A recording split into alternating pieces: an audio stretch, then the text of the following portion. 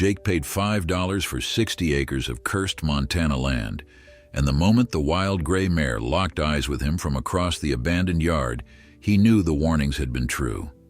What he didn't know was that the horse guarding those empty buildings wasn't protecting territory. She was waiting for a dead man to come home. Before we continue, don't forget to subscribe to the channel, like the video, and comment where in the world you're watching from. Let's go. Jake Thornton had exactly $17.32 to his name when he saw the auction notice tacked to the post office wall in Silver Creek, Montana.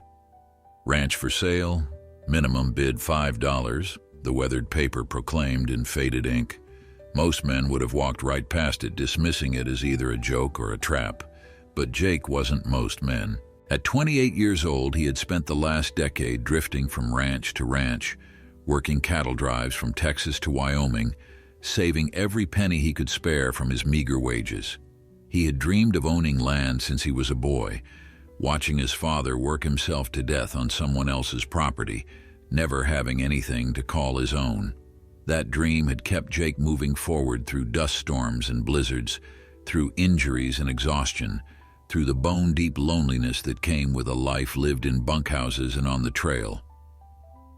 The auction was set for Saturday morning at the county courthouse, and Jake spent the 3 days leading up to it asking questions around town. What he learned made the $5 minimum bid make sense, though not in any way that gave him comfort. The property in question was the old Mackenzie place, 60 acres of scrubland tucked into a valley 15 miles northwest of Silver Creek. Daniel Mackenzie had homesteaded there 30 years ago with his young wife, building a modest ranch house and barn with his own hands, gradually accumulating a small herd of cattle and a reputation as a fair and honest man. But tragedy had a way of finding good people on the frontier. Mackenzie's wife had died in childbirth along with their son, and the heartbroken rancher had thrown himself into his work with an intensity that worried his neighbors. He stopped coming to town, stopped maintaining friendships, stopped doing anything that didn't involve his land and his animals. Then 5 years ago, Daniel Mackenzie simply vanished. His cattle were found scattered across the valley, his house abandoned with dishes still on the table and clothes still in the wardrobe. The sheriff investigated, but found no signs of foul play, no indication of where Mackenzie might have gone or why. Eventually, the case went cold. The cattle were sold to cover unpaid taxes, and the property fell into the hands of the county. For 5 years, the Mackenzie place sat empty, slowly deteriorating under the harsh Montana weather. Squatters had occupied it briefly, drifters had passed through, and local teenagers told ghost stories about the lonely rancher who had disappeared without a trace. The county had tried to sell it twice before, but both times the buyers had backed out after visiting the property, though no one seemed to want to explain exactly why. Jake heard all of this and felt not discouragement but opportunity. He didn't believe in ghosts, and he had lived through enough real hardships that the idea of a rundown ranch didn't scare him. What he saw was a chance, perhaps his only chance, to own land at a price he could actually afford. On Saturday morning, he walked into the courthouse with 5 crisp $1 bills in his pocket, prepared to bid everything if necessary. The auction room was nearly empty. Just the county clerk, a bored-looking lawyer, and 2 other men who Jake recognized as local ranchers, probably there out of curiosity more than any real intention to bid. The clerk went through the legal formalities in a monotone voice, describing the property boundaries, the condition of the structures, and the county's right to sell the land to recover unpaid taxes. Then he opened the bidding at $5. Jake's hand went up immediately. "Going once, going twice," the clerk intoned, his voice suggesting he expected this to be over quickly. "Sold to the gentleman in the back for $5. The 2 ranchers turned to look at Jake with expressions that mixed pity and amusement. One of them, an older man named Henderson, who owned a successful spread east of town, actually stood up and walked over to him. "Son," Henderson said quietly, "I don't know what you've heard about the Mackenzie place, but I'm going to give you some free advice. Don't go out there alone the first time. Take someone with you, someone with sense and a good rifle. Jake met the older man's eyes steadily. I appreciate the concern, but I'll be fine. I've handled difficult situations before. Henderson shook his head slowly. This ain't about handling difficult situations. That place, there's something wrong with it. Not haunted exactly, but wrong. The cattle wouldn't stay there after Mackenzie disappeared. The horses spooked constantly. And there's one horse in particular, a gray mare that Mackenzie raised from a foal. She's still out there somewhere, wild now and mean as a rattlesnake. Several men have tried to catch her, thinking they'd make some money off her, but she's put 2 of them in the hospital and nearly killed a 3rd. Jake thanked Henderson for the warning, paid his $5 to the county clerk, and walked out of the courthouse with a deed to 60 acres of Montana ranch land folded in his shirt pocket. It felt surreal. This thing he had worked toward for so long now accomplished for less than the cost of a good saddle. He spent the rest of the day gathering supplies at the general store, using most of his remaining $12 to buy basic necessities: flour, coffee, beans, salt, matches, and ammunition for the Winchester rifle he had carried since his days riding guard on cattle drives. The store owner, a talkative woman named Mrs. Chen, raised her eyebrows when she heard where Jake was planning to go. "You bought the Mackenzie place," she said, "and it wasn't quite a question. Well, you'll be needing more than flour and coffee." She added a heavy wool blanket, a lantern, and a bottle of whiskey to his purchases without asking, then refused payment for them. "Consider it a housewarming gift," she said, "and maybe take that bottle out there with you tonight. You might need it more than you think." Before we continue with Jake's journey to his new ranch, tell us where you're tuning in from. And if you're enjoying this story, make sure you're subscribed, because we've got something special planned for tomorrow. Jake left Silver Creek the next morning just after dawn, riding the sturdy bay gelding he had bought 3 years ago with his trail wages. Everything he owned was either on his back or in the saddlebags behind him, and he felt a mixture of excitement and trepidation as he followed the rutted wagon road northwest into the foothills. The land here was beautiful in its starkness, rolling grassland dotted with sagebrush and occasional stands of pine trees, all of it dwarfed by the massive peaks of the Rockies rising in the distance. The morning was clear and cold, his breath visible in the crisp air, and for the first few miles, Jake allowed himself to feel optimistic about his decision. The valley where the Mackenzie ranch sat was tucked between 2 low ridges, sheltered from the worst of the winter winds, but positioned to catch the morning sun. As Jake crested the final ridge and looked down at his new property, he felt his breath catch in his throat.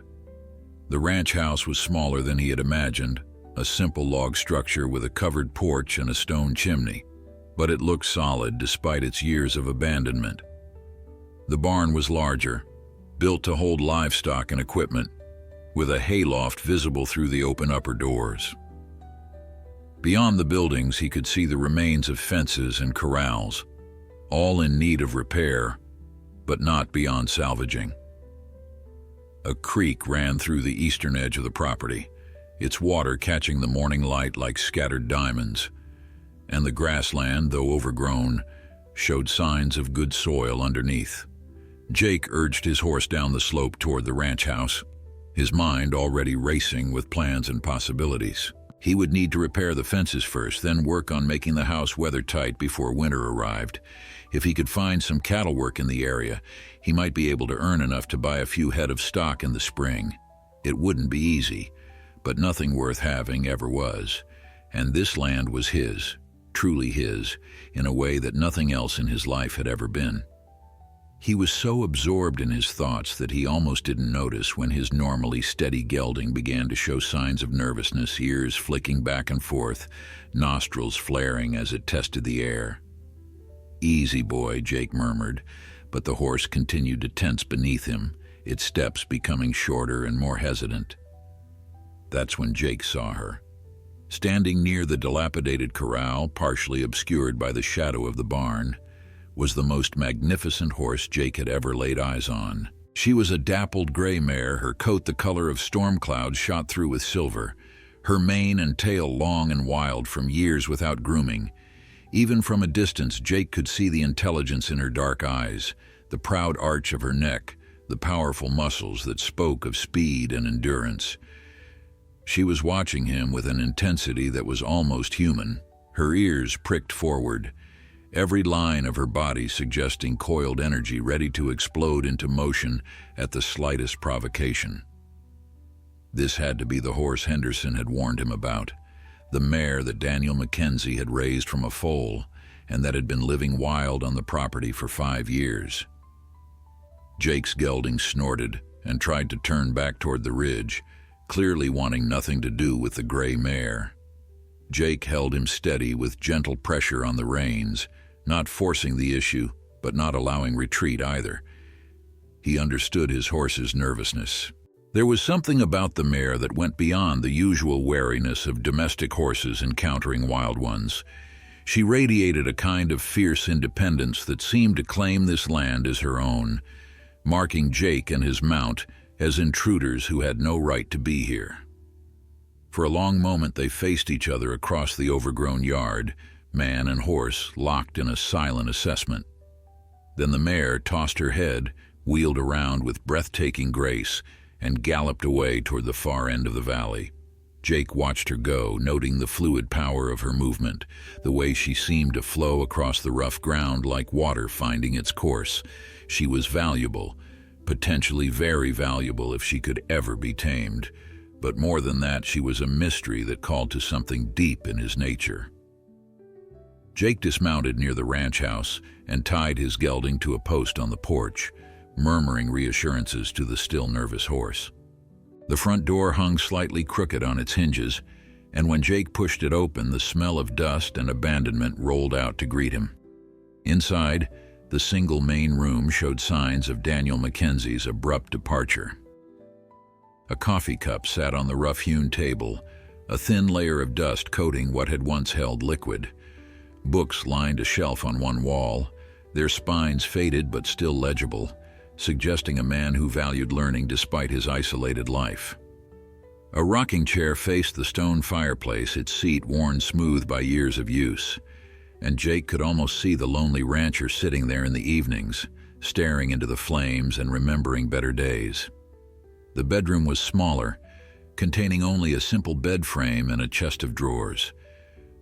Clothes still hung on pegs driven into the log walls, and personal items lay scattered on the dresser, as if Mackenzie had simply stepped out for a moment and would return at any time. Jake felt a strange sadness as he explored the abandoned home. This had been a man's whole life, his dreams and losses contained within these 4 walls, and now it was all left behind like a discarded shell. What had driven Daniel Mackenzie to walk away from everything he had built? Had he simply been unable to bear the memories any longer, or had something else happened here, something that the neighbors whispered about but couldn't quite name? Jake spent the rest of the day making the house habitable, sweeping out dust and debris, checking the integrity of the roof and walls, testing the fireplace to ensure it drew properly. The structure was fundamentally sound, built by a man who knew his craft, and most of the damage was superficial, the result of neglect rather than serious deterioration. As the sun began to set, painting the valley in shades of gold and amber, Jake built a fire in the hearth and heated water for coffee.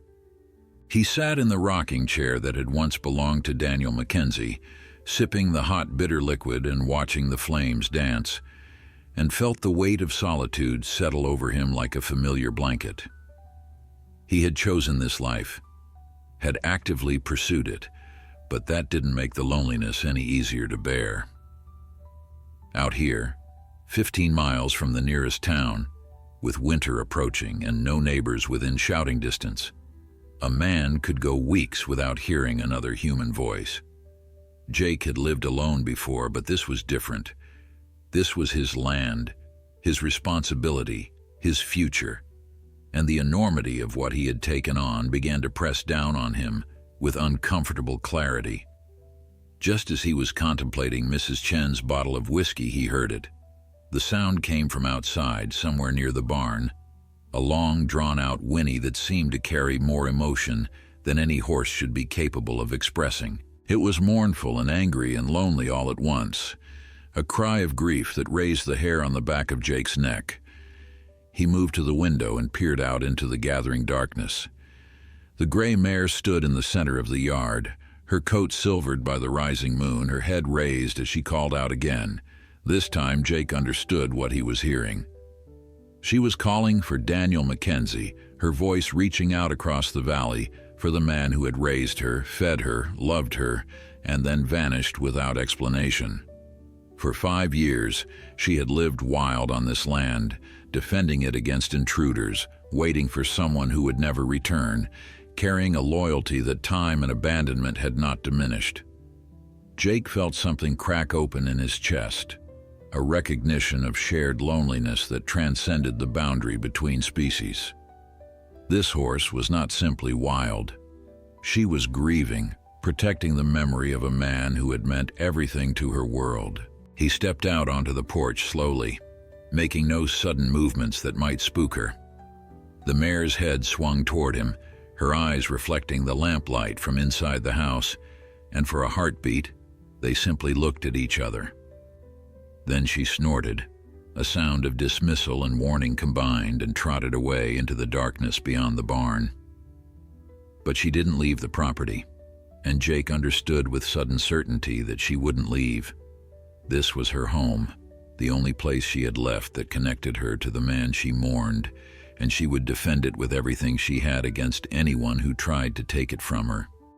Jake stood on the porch for a long time after she disappeared, listening to the night sounds of his new ranch, the wind in the grass, the distant cry of a coyote, the creak of old wood settling. Somewhere out there in the darkness, the gray mare was watching, waiting, judging whether this stranger who had come to claim her land was worthy of it. The first week on the Mackenzie ranch tested Jake in ways he hadn't anticipated.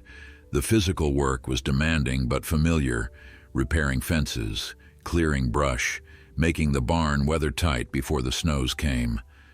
But the constant presence of the gray mare, always watching from a distance, never allowing him to approach, created a tension that wore on his nerves in unexpected ways.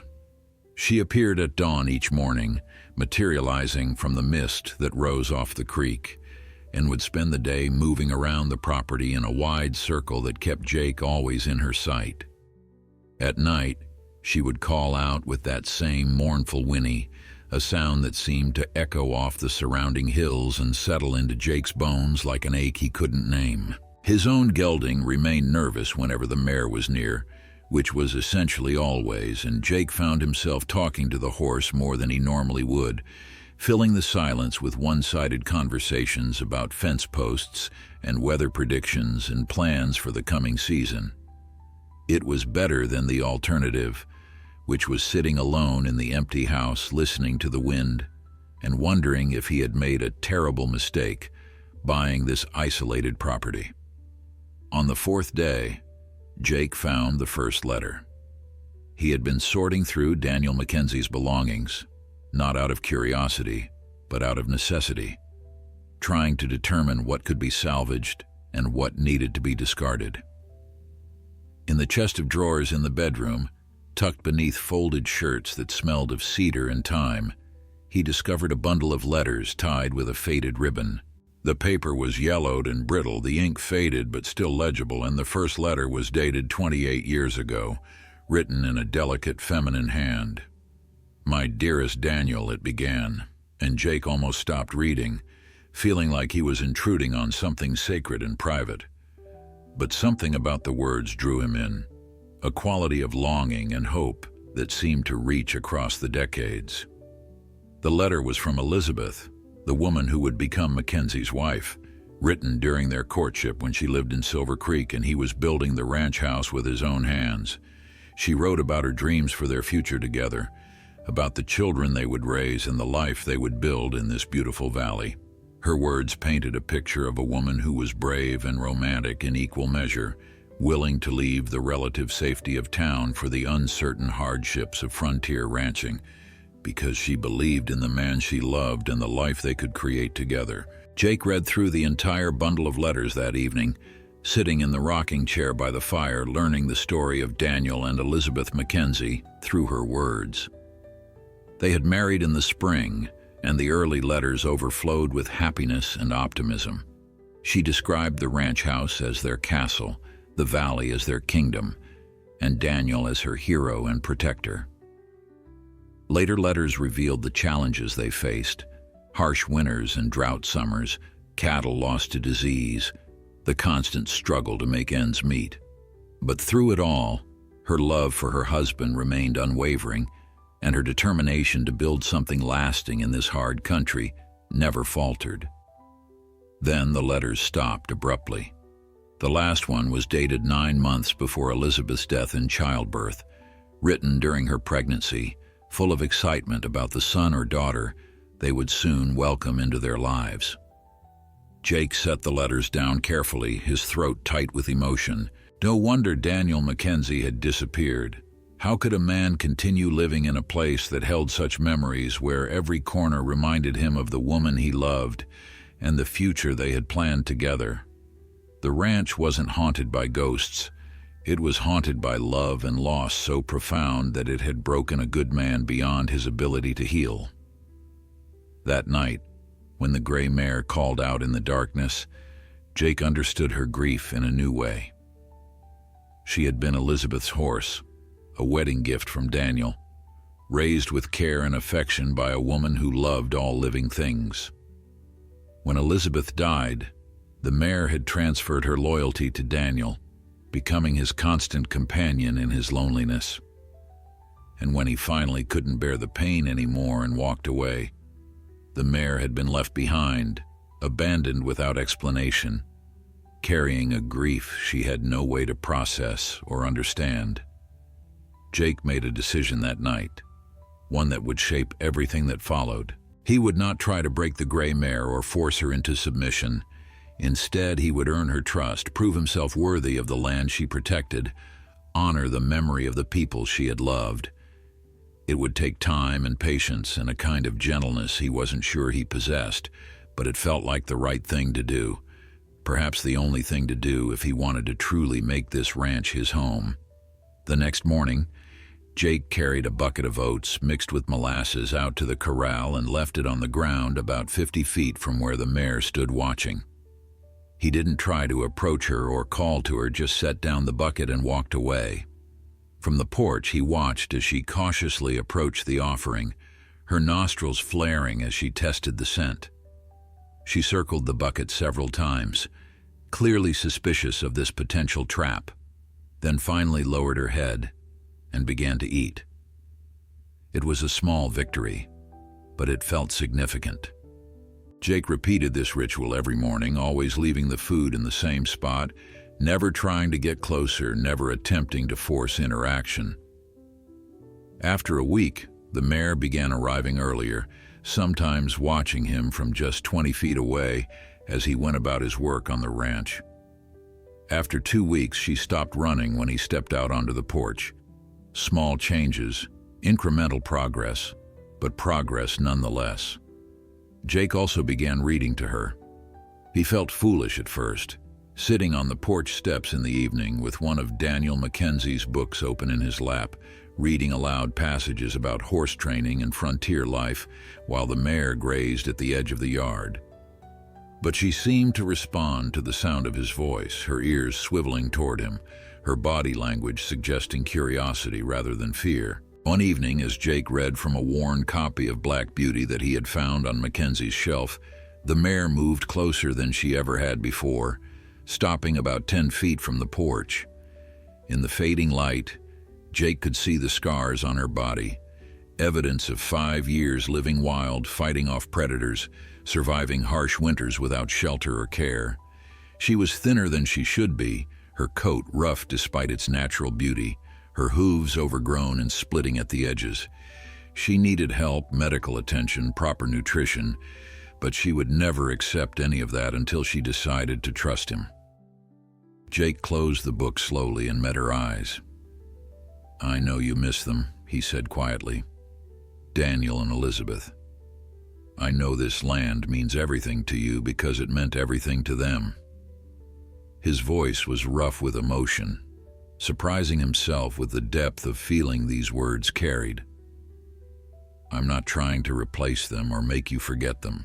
I'm just trying to be worthy of what they built here, to honor their memory by taking care of this place the way they would have wanted." The mare's ears flicked forward, and she took another step closer. Jake held perfectly still, barely breathing, afraid that any movement would break whatever fragile connection was forming between them. For a long moment, they simply looked at each other, two lonely souls trying to find their way in a world that had taken so much from both of them. Then the mare snorted softly, tossed her head, and walked away into the gathering darkness. But this time, her departure felt different, less like rejection and more like acceptance, as if she had decided that maybe, just maybe, this stranger who read books on the porch and left offerings of oats and molasses was someone she could learn to tolerate on her land. 3 weeks into his residency at the Mackenzie Ranch, the first serious snow arrived, and with it came a crisis that would test everything Jake had been working toward.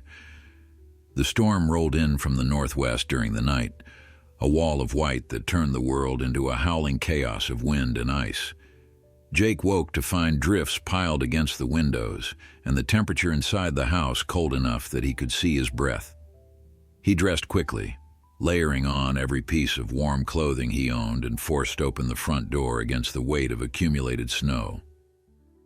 The valley had transformed into an alien landscape, all familiar landmarks erased by the blizzard, and visibility extended no more than a few feet in any direction.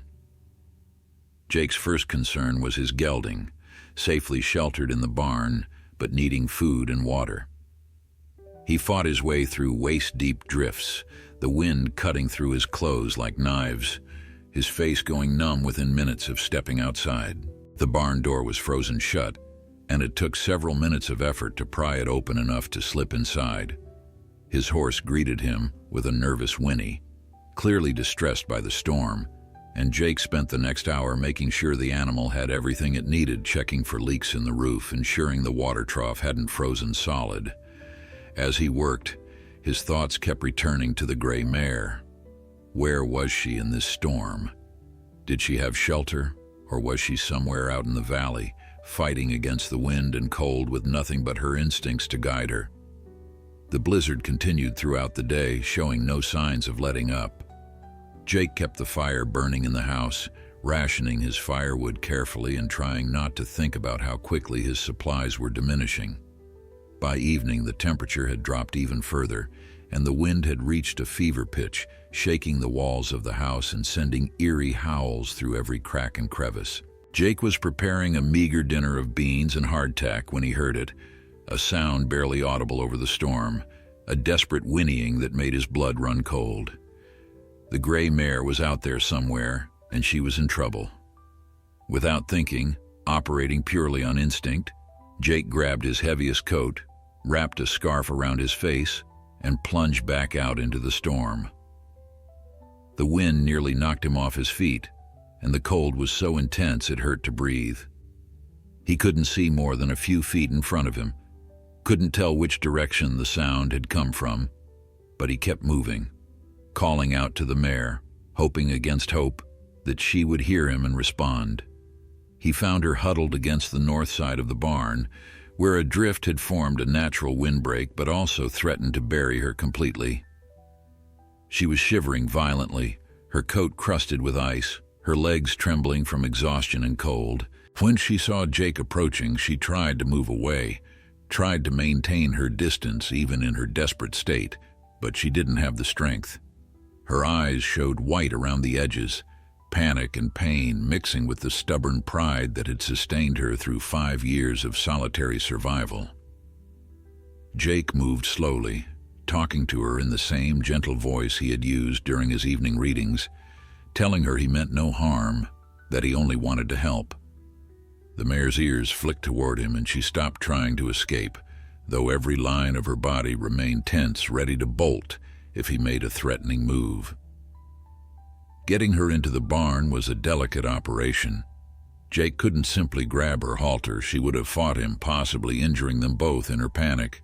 Instead, he positioned himself between her and the worst of the wind, creating a small shelter with his own body, and began walking slowly toward the barn door. The mare hesitated, then took a tentative step in the same direction, another step and another, until they were both moving together through the storm, Jake leading without touching, the mare following because her survival instincts finally outweighed her distrust.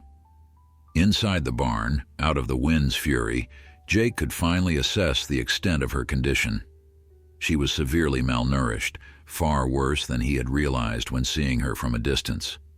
Her ribs were visible beneath her rough coat, and her hip bones jutted out sharply. The winter had been hard on her, the grass buried under snow, no human to provide supplemental feed, her body consuming itself to generate warmth. Jake's gelding snorted nervously at the mare's presence, but Jake positioned himself between them, talking soothingly to both animals. He brought out the remaining oats he had been saving, mixing them with warm water to make a mash that would be easier for the mare to digest. She was so hungry that her earlier caution evaporated, and she buried her nose in the bucket, eating with desperate intensity. While she ate, Jake carefully examined her, looking for injuries or signs of frostbite. Her legs bore numerous scars from barbed wire and rough terrain, and her hooves were in terrible condition, cracked and overgrown, causing her to stand unevenly. But the most concerning thing was her breathing, rapid and shallow, suggesting that the cold had affected her lungs, possibly the beginning of pneumonia. Jake knew he needed to do more, but he also knew that pushing too hard, too fast, would undo all the trust he had carefully built over the past weeks. So he simply stayed with her, sitting on a bale of hay a few feet away, talking quietly about nothing and everything, letting her grow accustomed to his presence in this confined space. He told her about his childhood in Kansas, about his father who had worked himself to death on borrowed land, about his years of drifting and saving and dreaming of a place to call home. He told her about finding Elizabeth's letters and learning about the love that had once filled this valley. He told her that he understood loss, that he knew what it meant to carry grief that had no outlet, no resolution, no comfort. The mare finished eating and stood with her head lowered, her eyes half closed, exhausted beyond measure. Jake noticed that she was no longer shivering quite so violently, the shelter and food beginning to restore some warmth to her body. Slowly, moving with exaggerated care, he stood and retrieved a horse blanket from the tack room, one that had belonged to his gelding but would serve the mare better tonight. He approached her from the side, letting her see the blanket, talking constantly in that same soothing voice. When he draped it over her back, she flinched but didn't bolt, and after a moment she seemed to realize that the weight and warmth were actually comforting rather than threatening. Jake secured the blanket gently, his hands moving over her body with practiced skill, and he felt her gradually relax under his touch. This was a breakthrough, the first time she had allowed him to make physical contact, and the significance of it made his throat tighten with emotion. He spent the night in the barn, keeping watch over both horses, feeding the small stove he had installed weeks ago to provide minimal heat. The storm continued to rage outside, but inside this simple structure, something profound was happening. The gray mare, who had spent 5 years defending her territory against all intruders, who had fought off cowboys and resisted every attempt at capture, had finally accepted help from a human. It wasn't surrender exactly, and it certainly wasn't domestication. It was something more complex, a recognition perhaps that survival sometimes required trust, that grief didn't have to mean isolation, that loyalty to the past could coexist with acceptance of the present. As dawn broke and the storm finally began to weaken, Jake looked over at the mare and found her watching him with those intelligent dark eyes. The hostility had faded from her gaze, replaced by something that might have been curiosity or might have been the tentative beginning of trust. The days following the blizzard brought a transformation that Jake had hardly dared to hope for. The gray mare, whom he had started calling Silver in his mind, though he never spoke the name aloud, began to accept his presence with something approaching tolerance. She allowed him to approach within a few feet, permitted him to check her hooves and treat the worst of the cracks with remedies he bought on a supply run to Silver Creek, and even seemed to seek out his company during the coldest parts of the day when the barn offered warmth and shelter. She was still wild in many ways, still capable of sudden flight if something startled her, still maintaining an independence that suggested she had not forgotten her years of freedom.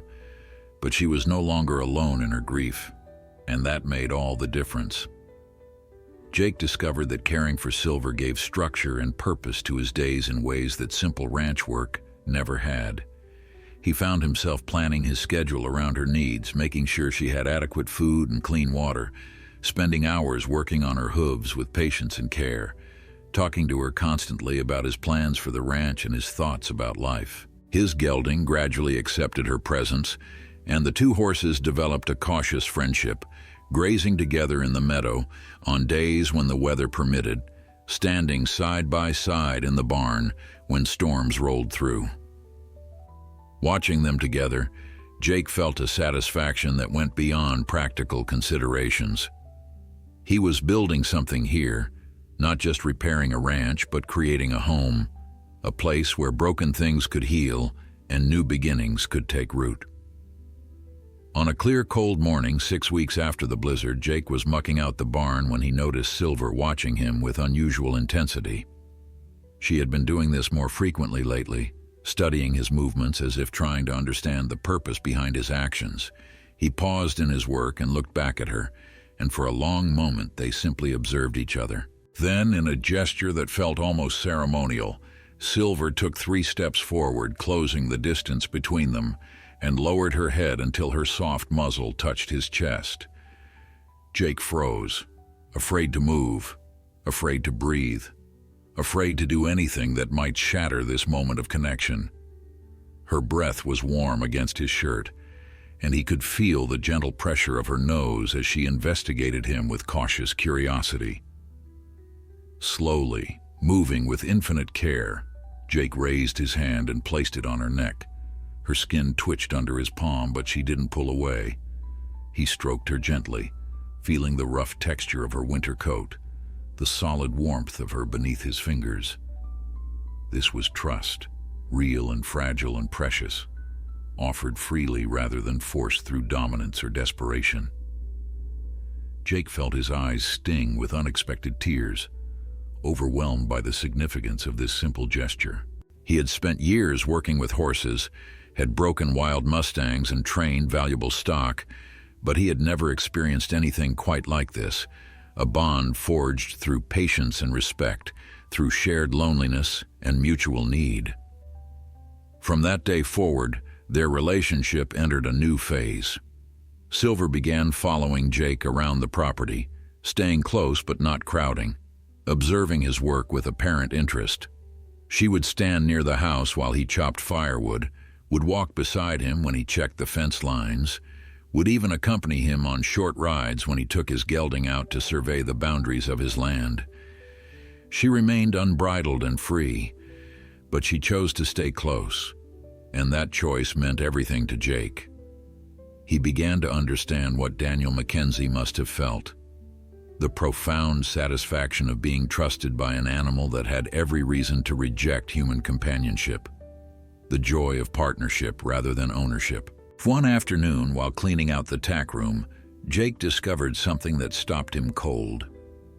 Behind a stack of old saddle blankets, tucked into a corner as if deliberately hidden, he found a leather journal. The cover was worn and water-stained, but the pages inside were still legible, filled with Daniel Mackenzie's handwriting.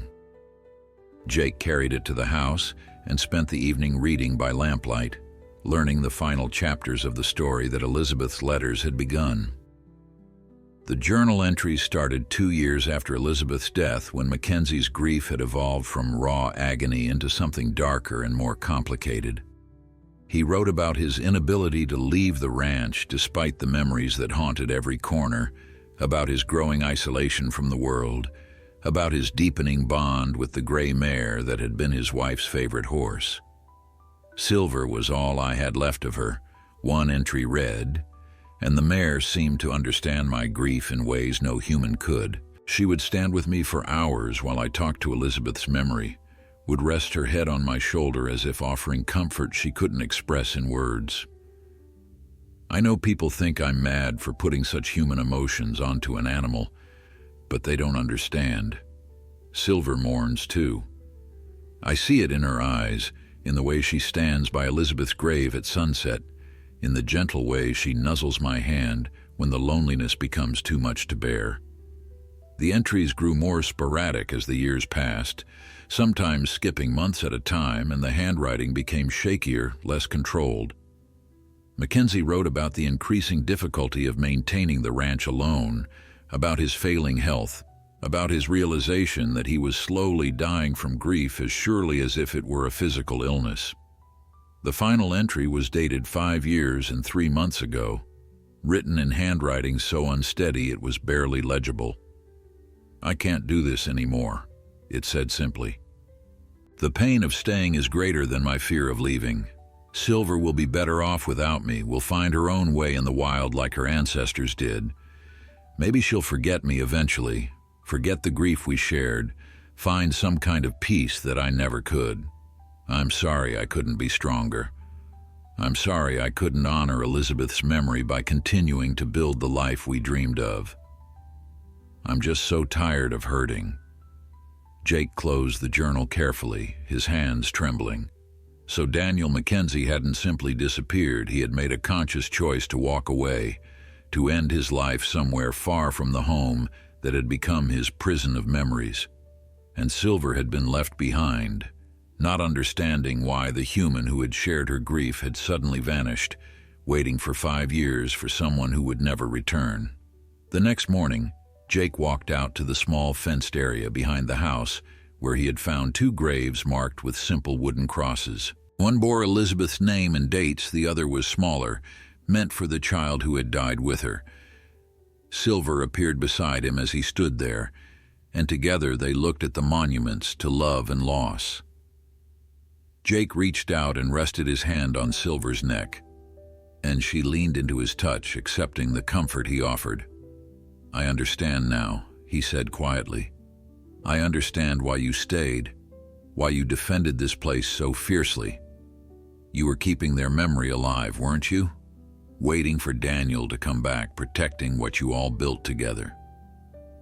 Silver turned her head and looked at him with those dark, intelligent eyes, and Jake could have sworn he saw recognition there, perhaps even gratitude that someone finally understood. "From now on, we'll take care of this place together," Jake continued. "We'll honor their memory by making it live again, by proving that love doesn't have to end in tragedy, that new beginnings are possible even in places marked by grief." Silver nickered softly, a sound of agreement or perhaps simply acknowledgement, and for the first time since arriving at the ranch, Jake felt that he truly belonged here. He wasn't replacing Daniel Mackenzie or trying to erase the past. He was becoming part of the story, writing new chapters while respecting everything that had come before. That afternoon, Jake rode his gelding out to Silver Creek with Silver following freely alongside, no rope or halter constraining her, just her own choice to stay with this human who had earned her trust through patience and understanding. The town of Silver Creek buzzed with curiosity when Jake rode down Main Street with the legendary wild mare walking calmly beside his gelding.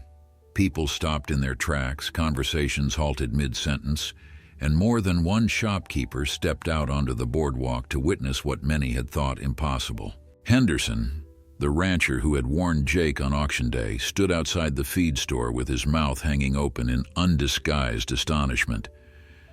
"That's the Mackenzie mare," someone whispered loudly enough for Jake to hear. "The one that put Johnny Davis in the hospital last spring." How in God's name did he get her to follow him like that? Jake ignored the stares and whispers, keeping his attention focused on Silver, who was clearly uncomfortable with all the attention and the unfamiliar sights and sounds of civilization. Her ears swiveled constantly, tracking every movement and noise, and her muscles remained tense beneath her rough coat, ready to bolt at the first sign of real danger. Jake dismounted outside the general store and looped his gelding's reins around the hitching post. Silver stood a few feet away, watching everything with wary eyes, and Jake made no attempt to tie her or restrict her in any way. If she chose to run, he would let her go and trust that she would find her way back to the ranch. Mrs. Chen emerged from the store, wiping her hands on her apron, and stopped short when she saw the mare. "Mercy," she breathed. "Is that really her?" "Yes, ma'am," Jake replied. "She needed supplies and I needed company for the ride. Seems we've reached an understanding." Mrs. Chen's sharp eyes moved from the horse to Jake and back again, assessing the situation with the practical intelligence that had made her a successful businesswoman on the frontier. "You've done something remarkable here," she said quietly. "That horse hasn't let anyone within 50 feet of her in 5 years. What's your secret?" Jake considered the question seriously. "No secret," he said finally. "Just time and respect and being willing to meet her where she was instead of forcing her to be something she's not." The older woman nodded slowly, as if he had confirmed something she already suspected. "You're going to need supplies to get that mare healthy again. She's too thin and her coat is rough. Come inside and let me put together what you need." Over the next hour, Mrs. Chen loaded Jake up with everything Silver required, including special grain supplements, hoof treatment, grooming tools, and a medicine for respiratory issues that she assured him would help if pneumonia was developing. She refused to let him pay full price, insisting that anyone who could gentle the wild mare deserved support from the community. As Jake packed the supplies onto his gelding, Henderson approached, his weathered face creased with a mixture of respect and curiosity. "Mind if I ask you something, son?" Henderson said. "How'd you do it? I've broken wild horses, trained mustangs straight off the range, and I've never seen one respond the way that mare responds to you." Jake glanced over at Silver, who was watching him with patient eyes, waiting for him to finish his business so they could return to the quiet safety of the ranch. "She wasn't wild," he said. "She was grieving. There's a difference." Henderson looked confused. "Grieving? For Daniel Mackenzie?" Jake kept his voice low, not wanting the whole town to hear the story that felt too personal to share casually. She wasn't defending territory or being mean for the sake of it. She was protecting the last place she had any connection to the people she loved. Once I understood that, once I stopped trying to break her and started trying to earn her trust, everything changed. The older rancher was quiet for a moment, digesting this information. His eyes moved to Silver with new understanding, seeing not a dangerous wild animal, but a creature carrying its own burden of loss. "That's wisdom beyond your years," he said finally. "Your father would be proud." Jake felt a warmth spread through his chest at the unexpected compliment. As they prepared to leave town, a well-dressed stranger approached, his expensive boots and tailored coat marking him as someone from the city rather than a local rancher. "Excuse me," the man said, his accent confirming Jake's guess that he wasn't from Montana. "I couldn't help but notice that magnificent mare. Would you be interested in selling her? I represent clients who collect rare and beautiful horses, and I'd be willing to pay handsomely for an animal of her quality." Jake didn't need to think about his answer. "She's not for sale. But surely everyone has a price," the stranger pressed. "I'm authorized to offer up to $500 for the right horse. That's more money than most cowboys see in 5 years. Jake met the man's eyes steadily. "I said she's not for sale. Not for 500, not for 5,000, not for any price you could name. She belongs here, with me, on our ranch. The stranger's expression turned calculating. "Our ranch? So you do consider yourself the owner. Legally, I suppose, abandoned animals become property of whoever claims them first." Jake felt anger flare in his chest, hot and protective. "She's not property, and she's not abandoned. She's family, and this conversation is over." He swung up onto his gelding and started out of town, trusting Silver to follow. The mare fell into step beside him immediately, and as they left the crowded street behind, Jake could feel the tension drain from her body. The ride back to the ranch was peaceful, the winter sun casting long shadows across the snow-covered valley. Jake found himself thinking about the stranger's offer and his own immediate rejection of it. $500 was indeed a fortune, more than enough to buy cattle and equipment and everything else the ranch needed to become truly profitable. But the idea of selling Silver felt wrong in a way that transcended practical considerations. She wasn't just a valuable animal or a means to financial security. She was a living connection to the ranch's history, a survivor who had earned the right to live out her days in peace. And increasingly, she was becoming something Jake hadn't expected to find in his solitary life, a companion who understood him in ways that went beyond words. As they crested the final ridge and the ranch came into view below, Silver nickered softly and increased her pace, clearly eager to return to familiar territory. Jake smiled, understanding the feeling completely. This valley, with its modest buildings and hard-won improvements, had become home in the few short months since he'd bought it for $5. Not because of the land itself, though it was beautiful, and not because of the structures, though they provided shelter and security. It had become home because of what he was building here, a life based on patience and respect, on honoring the past while creating something new, on the quiet satisfaction of earning trust from a creature that had every reason to withhold it. That evening, as Jake brushed Silver's coat with the new grooming tools Mrs. Chen had provided, working carefully to remove the worst of the tangles and mats, he told her about the stranger's offer. "Can you imagine," he said conversationally, "someone thinking I'd sell you for money? As if everything we've built together, all the trust and understanding, could be measured in dollars." Silver stood patiently under his ministrations, her eyes half closed in contentment, and Jake felt a profound sense of gratitude wash over him. He had come to this ranch looking for land to call his own, a place to build a future.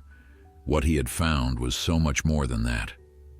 He had found purpose in caring for a grieving animal, meaning in honoring the memory of people he had never met, and connection in the slow, patient work of building trust across the divide between human and horse. The wind whistled through the eaves of the barn, carrying with it the promise of more snow to come.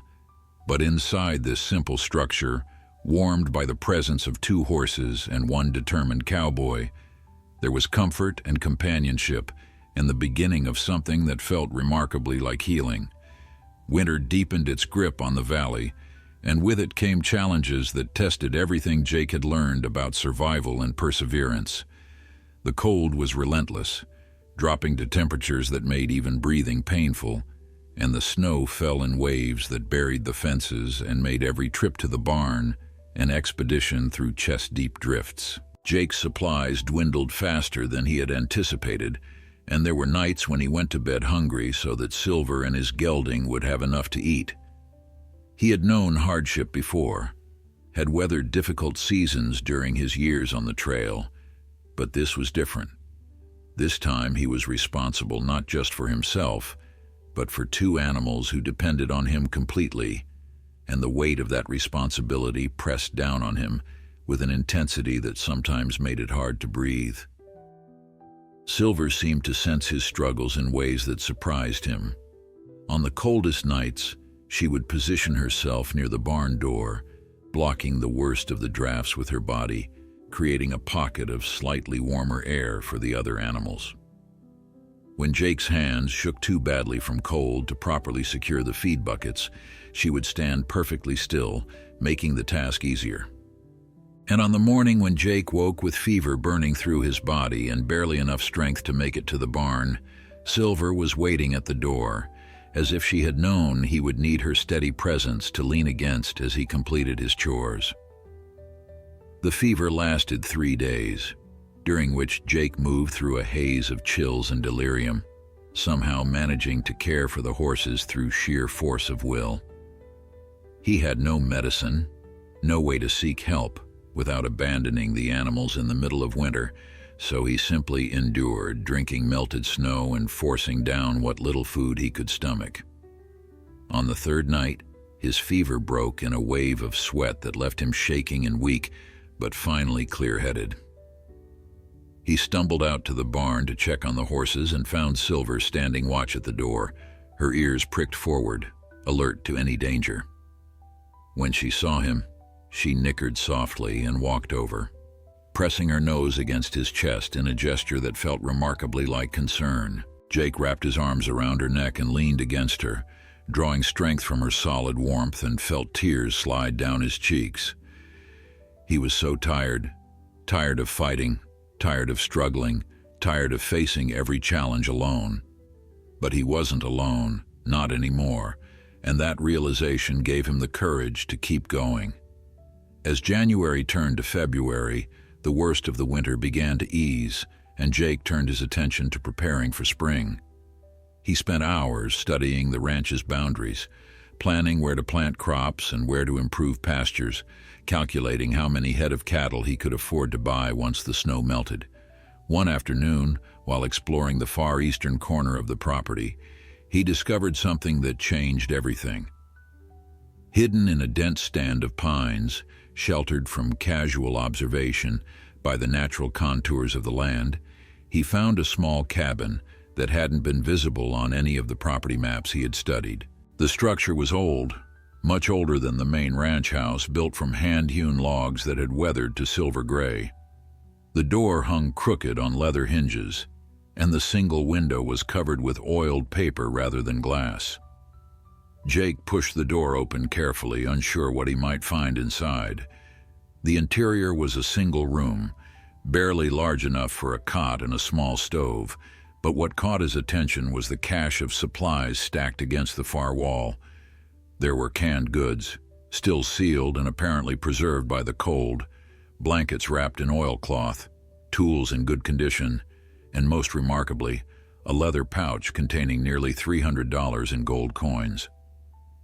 Jake stood in the doorway of the forgotten cabin, staring at the unexpected treasure, and slowly pieced together what must have happened. Daniel Mackenzie had built this place as an emergency shelter, a refuge in case the main house became uninhabitable during severe weather.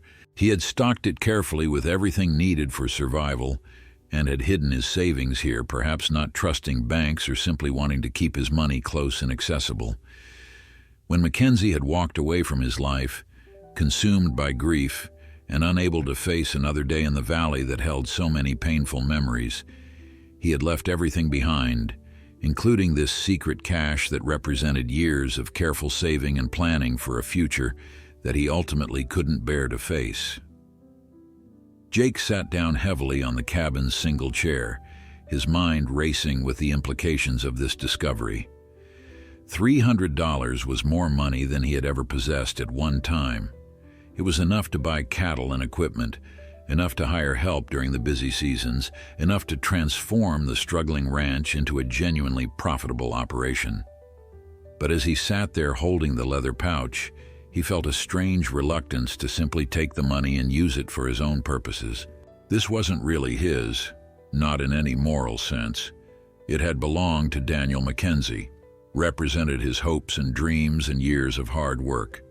Using it felt like stealing from a dead man, even though legally the property and everything on it now belonged to Jake.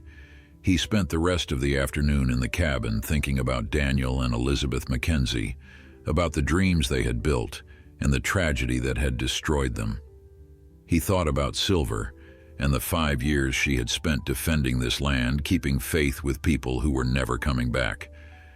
And he thought about himself, about what kind of man he wanted to be, and what kind of life he wanted to build on this land that had seen so much sorrow. By the time the sun began to set, Jake had made his decision.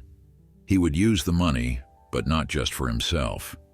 He would invest it in the ranch, yes, but he would also use it to honor the Mackenzies' memory in tangible ways. He would repair Elizabeth's grave, which had fallen into disrepair, and place a proper headstone with her name and dates.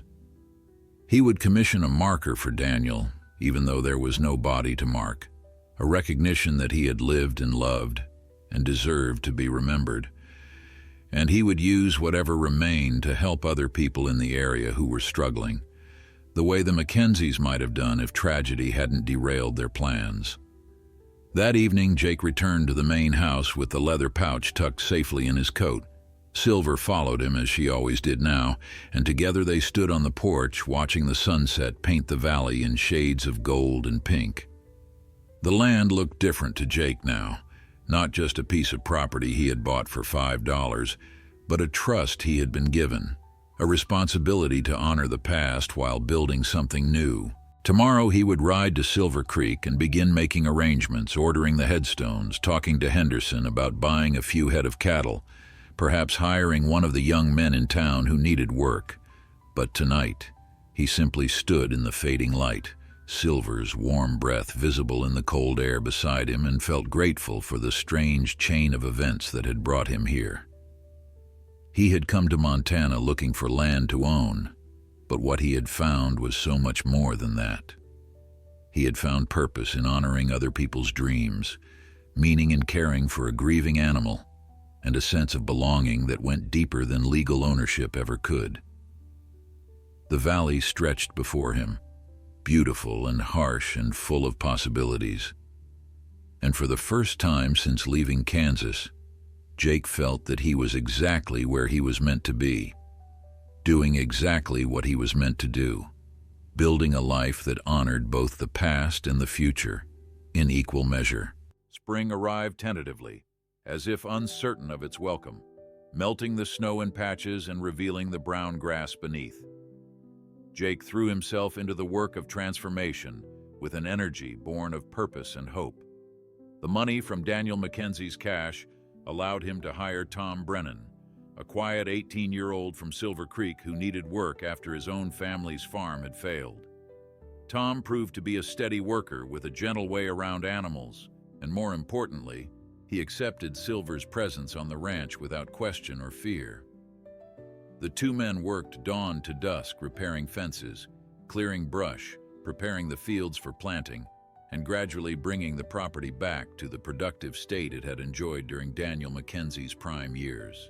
The headstones arrived on a warm April morning, carved from gray granite and inscribed with simple, elegant lettering. Jake and Tom spent the afternoon installing them at the graves behind the house, working with careful reverence to ensure they were perfectly level and properly positioned. Silver watched from a distance, her ears pricked forward with interest, and when Jake stepped back to survey their work, the mayor walked over and stood beside him, looking at the markers that bore Elizabeth's name and dates, and Daniel's name followed by the words, "Beloved husband, remembered always." Jake rested his hand on Silver's neck, and together they stood in silent tribute to the people whose love had shaped this land and whose loss had marked it forever.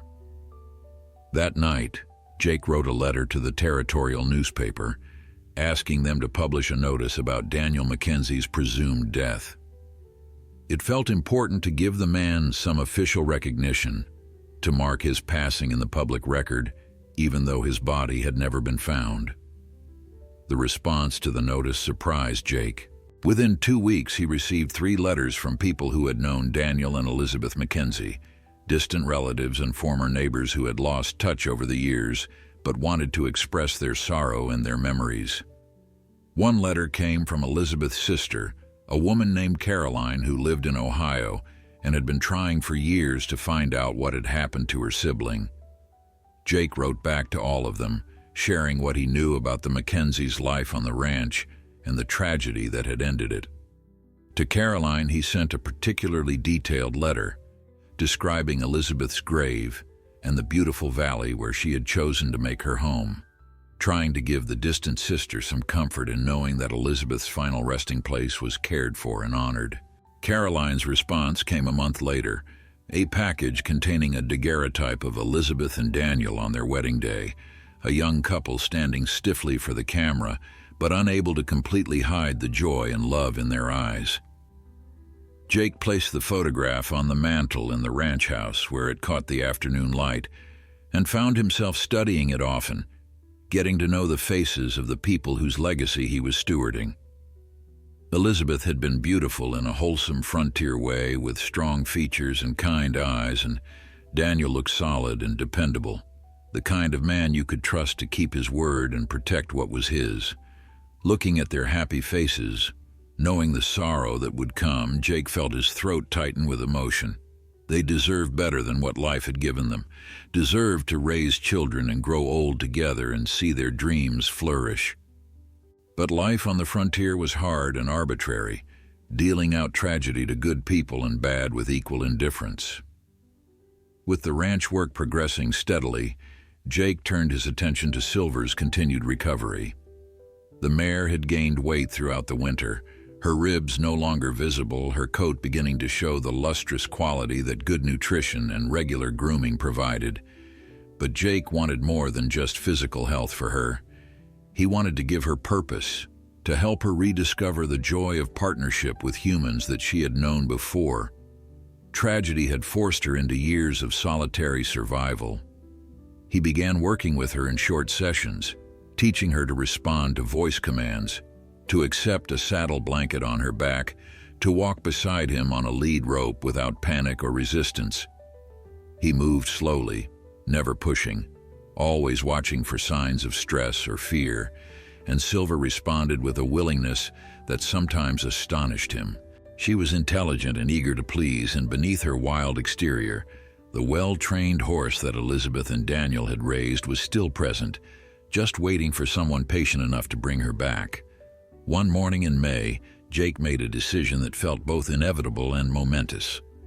He retrieved an old saddle from the barn, one that had belonged to Daniel Mackenzie, and carried it out to where Silver stood grazing in the meadow. She watched him approach with calm eyes, showing none of the skittishness that would have characterized her reaction months ago. Jake set the saddle on the ground near her and simply waited, letting her investigate it at her own pace.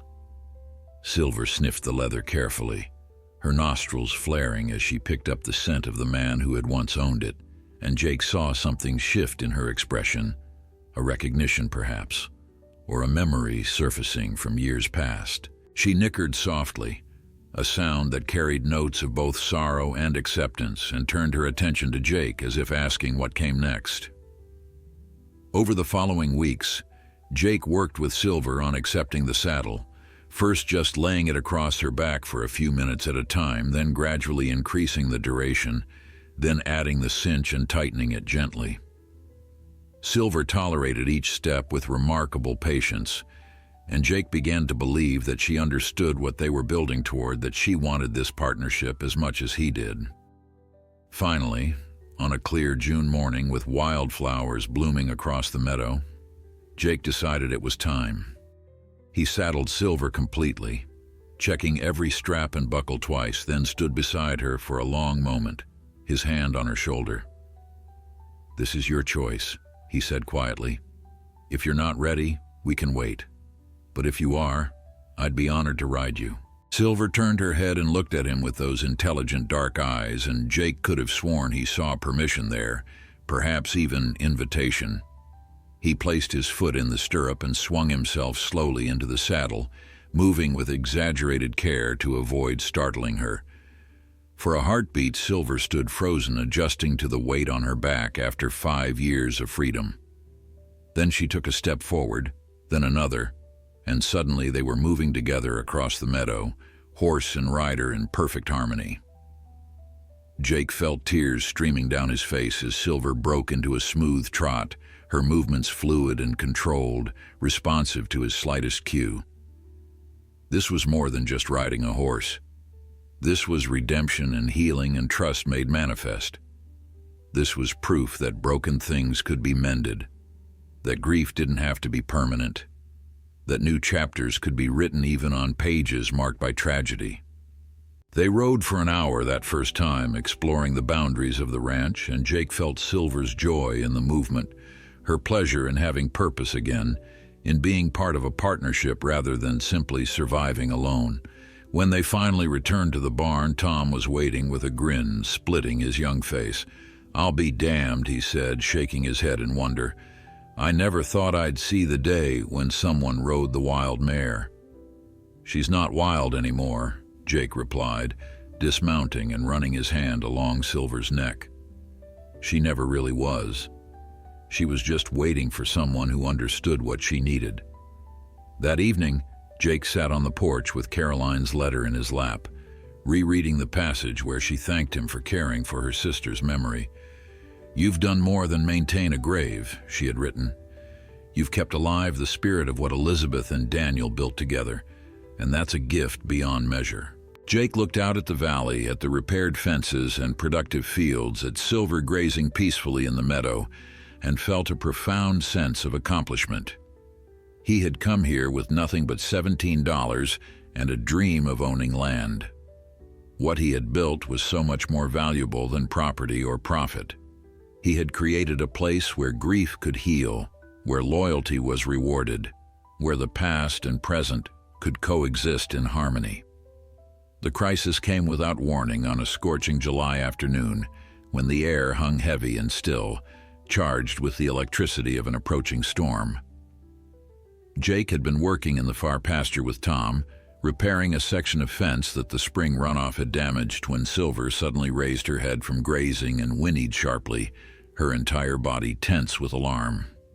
Jake straightened immediately, trusting the mare's instincts completely after months of partnership. He scanned the horizon and saw it, a thin column of smoke rising from the direction of Henderson's ranch, growing thicker and darker even as he watched. "Prairie fire," Tom breathed, his face going pale, "and the wind's picking up." They abandoned their tools and ran for the horses, Jake swinging onto Silver's back without bothering with a saddle while Tom mounted the gelding. They galloped toward Henderson's ranch, Silver's powerful strides eating up the distance, and as they drew closer, Jake could see the full extent of the disaster. The fire had started in Henderson's hay barn, probably from a lantern or a careless spark, and had spread with terrifying speed to the surrounding grass. Henderson and his two hired hands were trying desperately to create a firebreak, but the wind was against them, pushing the flames toward not only the ranch buildings, but also toward a stand of timber that, if it caught, would turn the fire into an unstoppable inferno that could consume half the valley. Jake pulled Silver to a halt near Henderson, who looked up with desperate eyes. "It's no use," the older man shouted over the roar of the flames. "We can't stop it. We need to evacuate and save what livestock we can." But Jake was already assessing the situation with the strategic thinking he had learned during his years on cattle drives, where quick decisions often meant the difference between life and death. The fire was moving fast, but there was a creek about 200 yards to the east. If they could drive the flames toward the water, use it as a natural firebreak, they might have a chance. He shared his plan quickly, and Henderson's expression shifted from despair to desperate hope. "It might work," he said, "but we'd need more men, more hands to control the burn." By this time, other ranchers had seen the smoke and were arriving, including several men from town who had rode out to help. Jake found himself naturally taking charge, organizing the men into teams, assigning tasks, coordinating their efforts with a calm authority that surprised even himself. Silver was essential to the effort, her speed and agility allowing Jake to move quickly between different groups, to assess conditions and redirect resources as needed. The mare seemed to understand the urgency of the situation, responding to Jake's commands with perfect precision, never shying from the smoke or the heat, trusting him completely even as they rode dangerously close to the flames. For 3 hours, they fought the fire with everything they had, digging fire breaks, beating back flames with wet blankets, driving the blaze toward the creek through sheer determination and coordinated effort.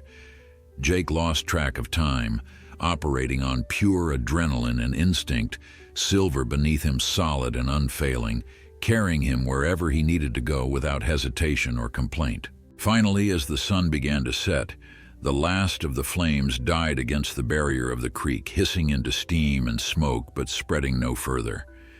The men stood in exhausted triumph, faces blackened with soot, clothes scorched and torn, but alive and victorious against the fire that could have destroyed everything.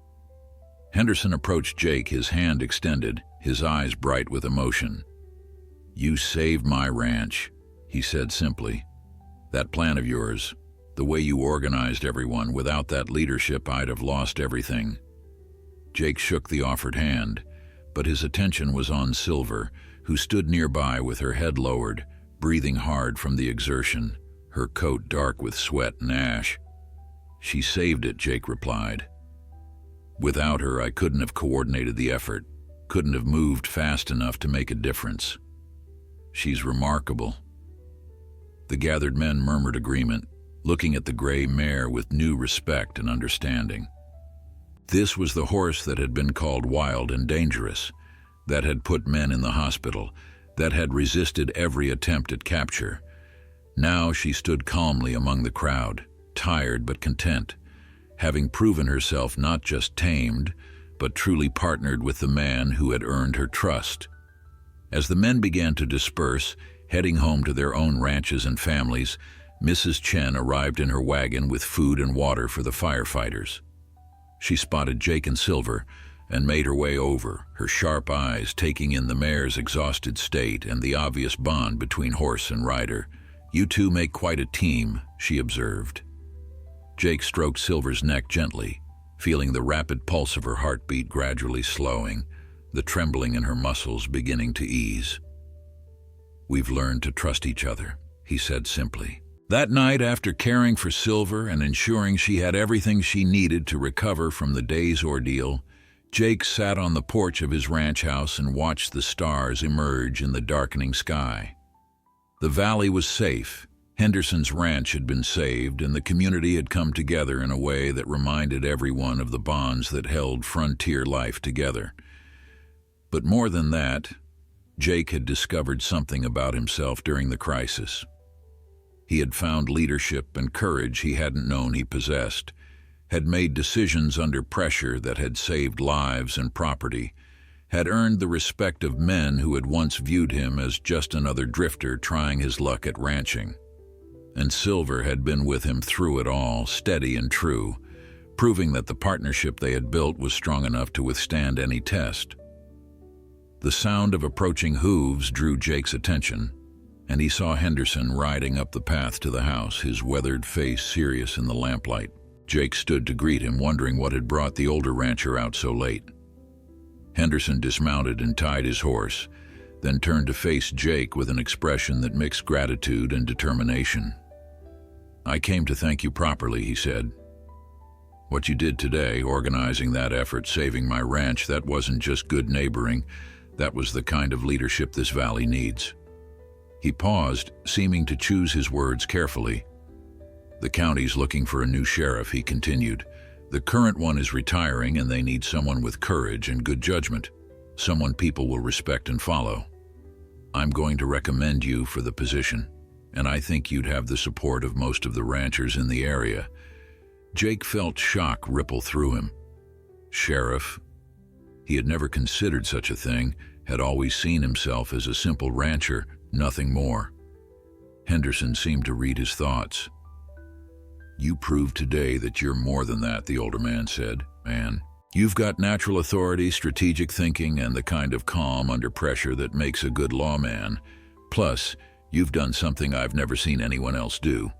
You took the wildest, most dangerous horse in 3 counties and turned her into a trusted partner. That tells me you understand patience and respect, and those qualities matter in law enforcement." Jake looked toward the barn where Silver was resting and thought about the journey that had brought him here.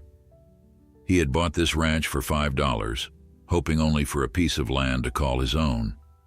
Instead, he had found purpose, community, and a partnership that had transformed both him and the grieving mare, who had needed someone to understand her pain. The sheriff position would mean more responsibility, more danger, more time away from the ranch. But it would also mean serving the community that had welcomed him, using the skills he had discovered within himself to help others, building something larger than just his own small piece of the valley. He turned back to Henderson, his decision crystallizing even as he spoke. "I'll think about it," he said. "It's a big responsibility, and I need to make sure I'm ready for it." "That's all I ask," Henderson replied. "Just think about it. The valley needs men like you, men who understand that strength without compassion is just brutality, and that real leadership comes from earning trust rather than demanding obedience." After Henderson left, Jake sat alone with his thoughts, listening to the night sounds of his ranch and considering the unexpected turn his life had taken. Tomorrow, he would discuss the sheriff position with Tom, get the young man's thoughts on managing the ranch if Jake took on additional duties. And he would talk to Silver the way he always did when important decisions needed to be made, trusting that somehow the mayor's presence would help him find the right answer. 3 months later, on a crisp October morning with autumn painting the valley in shades of gold and crimson, Jake stood on the porch of his ranch house wearing a silver star pinned to his vest. He had accepted the sheriff position, though on his own terms, maintaining the ranch as his primary home and bringing a new approach to law enforcement in the territory that emphasized prevention and community support over force and intimidation. The arrangement worked well, with Tom managing the daily ranch operations while Jake spent several days each week in Silver Creek, handling disputes, investigating crimes, and building relationships with the people he served. Silver had become as much a part of his sheriff work as she was of ranch life, her presence on the streets of Silver Creek a symbol of what patience and respect could accomplish. The community had embraced Jake's unconventional methods, appreciating a lawman who listened before acting and who understood that most conflicts could be resolved through conversation rather than violence. He had broken up fights and arrested genuine criminals, but more often he found himself mediating disputes between neighbors, helping families in crisis, and serving as a voice of calm reason in a territory where violence had too often been the first resort. The valley prospered under this new approach, and Jake found deep satisfaction in the work, even as he always looked forward to returning to the ranch and the quiet partnership with Silver that had started everything. Caroline had visited in August, making the long journey from Ohio to see where her sister was buried and to meet the man who had honored Elizabeth's memory. She was a woman in her 50s, careworn but kind, and she had wept when she saw the headstones and the care with which Jake had maintained the graves. She spent a week at the ranch, and Jake showed her Elizabeth's letters and Daniel's journal, sharing the story of the love that had built this place and the tragedy that had nearly destroyed it. Caroline held the daguerreotype she had sent him, looking at the faces of her sister and brother-in-law, and told Jake stories of Elizabeth's childhood, painting a picture of a brave girl who had always dreamed of adventure and romance on the frontier. On her last day, Caroline stood with Jake at the graves, and she placed a small bouquet of wildflowers on Elizabeth's headstone. "You've given me a gift I never expected," she said quietly. "You've let me say goodbye properly, and you've shown me that Elizabeth's dreams weren't wasted, that the life she chose had meaning and value." She turned to look at Jake directly, her eyes bright with emotion. "She would have liked you, I think. Would have appreciated the way you've honored what she and Daniel built here." And she turned her attention to Silver, who stood nearby, watching the interaction with calm interest. "That horse loved Elizabeth," Caroline continued. "I remember when Daniel bought her as a foal, brought her home as a surprise. Elizabeth was so happy, spent hours training her, talking to her like she was human. It broke my heart thinking of that poor creature left alone after they were both gone. But you've given her purpose again, given her a reason to trust and love. That's healing for both of you, I think." After Caroline left, Bearing with her copies of the letters and photographs that Jake had carefully made, the ranch settled into the comfortable rhythm of autumn. Jake and Tom worked together to bring in the hay harvest, to prepare the cattle they had purchased for winter, to make sure every fence and building was ready for the cold months ahead. Silver was part of every aspect of ranch life now, no longer the wild mare defending territory against intruders, but a valued member of the small community Jake had built. She would follow him through the fields as he worked, would stand patiently while he checked fence lines, would carry him to town and back with the easy grace of a horse who knew she was treasured. One evening, as the first real cold of autumn settled over the valley, Jake sat in Daniel Mackenzie's rocking chair, reading by lamplight from one of the books that lined the shelf. Silver was in the barn with Tom's mare, who had recently joined the ranch, and Jake could hear the comfortable sounds of horses settling for the night, the creak of wood, the whisper of wind through the eaves. He thought about the journey that had brought him here, about the day he had seen that auction notice offering a ranch for $5 and had decided to take a chance on a property everyone else had rejected. He had been looking for land, for something to call his own, for a future that didn't involve drifting from job to job with nothing permanent to show for his years of hard work. What he had found was so much more profound and valuable than simple ownership. He had found purpose in honoring other people's dreams, had discovered leadership and courage within himself that he hadn't known existed, had learned that healing often comes through caring for another's wounds, and had formed a partnership with a grieving animal that had taught him more about trust and patience than any human teacher ever could. The ranch was no longer just the Mackenzie place or even Jake's property. It had become something larger, a symbol of resilience and second chances, of the possibility that broken things could be mended and that grief, while never forgotten, didn't have to define the future. Jake stood and walked to the window, looking out at the valley that had become his home. The moon was rising, casting silver light across the meadow, illuminating the barn where Silver rested, and touching the headstones behind the house with gentle radiance. He thought about Daniel and Elizabeth, about the love they had shared and the dreams they had built, and he silently promised them that their legacy would continue, that the land they had fought so hard to claim would remain productive and cared for, that Silver would live out her days in comfort and companionship, never again facing the loneliness that had marked her years of solitary survival. Tomorrow would bring new challenges, new responsibilities, the endless work of ranching and law enforcement and community building. But tonight, Jake allowed himself to feel simple gratitude for the unexpected path his life had taken, for the $5 gamble that had led him to this valley, to this purpose, to this deep sense of belonging. Outside, Silver raised her head and looked toward the house, her coat gleaming silver in the moonlight, her eyes reflecting the lamplight from the window where Jake stood. For a moment, their eyes met across the distance, and Jake felt the bond between them as clearly as if it were a physical thing, strong and true and lasting. He had bought a ranch for $5 and found within it treasure beyond measure, not in gold or cattle or productive land, but in the transformation that came from opening his heart to another's pain, from choosing patience over force, from believing that trust once broken could be rebuilt, and from understanding that sometimes the most valuable things in life are the ones we never knew we were searching for. The mare lowered her head and returned to her rest, content in the knowledge that she was home, truly home, with someone who understood her worth and honored her history.